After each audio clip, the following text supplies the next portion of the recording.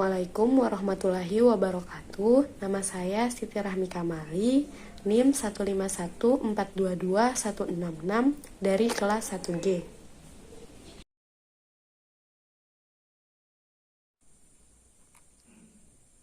Pendekatan dalam manajemen kelas. Pengertian pendekatan dalam manajemen kelas.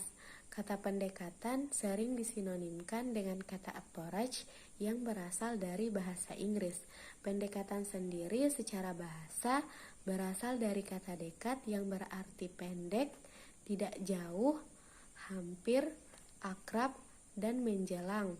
Sementara pendekatan secara bahasa dapat diartikan sebagai proses atau cara perbuatan mendekati. Memang secara bahasa pendekatan merupakan proses atau perbuatan mendekati, tetapi secara istilah pendekatan bersifat aksiomatis dan menyatukan suatu pendirian, filsafat, keyakinan, atau paradigma terhadap subjek mater. Jadi, pada dasarnya dapat dikatakan bahwa pendekatan merupakan cara pandang seseorang terhadap suatu objek.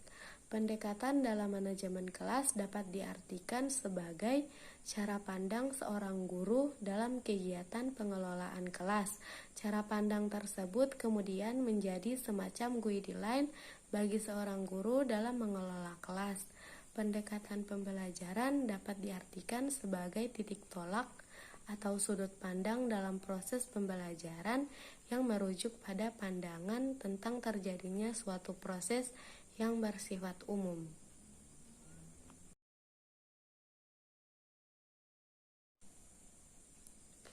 Pendekatan otoriter. Pendekatan otoriter adalah suatu pendekatan pengendalian perilaku peserta didik oleh guru. Tujuan guru yang utama adalah mengendalikan perilaku peserta didik karena gurulah paling mengetahui dan berurusan dengan peserta didik. Tugas ini sering dilakukan guru dengan menciptakan dan menjelaskan peraturan dan hukuman. Otoriter adalah pengelolaan kelas sebagai proses untuk mengontrol tingkah laku siswa ke arah lebih disiplin. Bila timbul-timbul masalah yang merusak kedisiplinan dan ketertiban, maka menggunakan pendekatan perintah dan larangan, penekanan, penguasaan, penghukuman, dan pengancaman.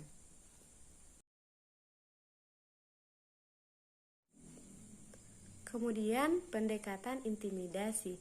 Pendekatan intimidasi adalah pendekatan yang memandang manajemen kelas sebagai proses pengendalian perilaku peserta didik. Peranan guru adalah memaksa peserta didik berperilaku sesuai dengan perintah guru. Bentuk-bentuk intimidasi itu seperti hukuman yang kasar, ejekan, hinaan, paksaan, ancaman, serta menyalahkan. Pendekatan intimidasi berguna dalam situasi tertentu dengan menggunakan teguran keras. Teguran keras adalah perintah verbal yang diberikan pada situasi tertentu dengan maksud untuk segera menghentikan perilaku peserta didik yang menyimpang. Berbeda dengan pendekatan otoriter yang menekankan perilaku guru yang manusiawi. Pendekatan intimidasi mendekatkan pada perilaku guru yang mengintimidasi.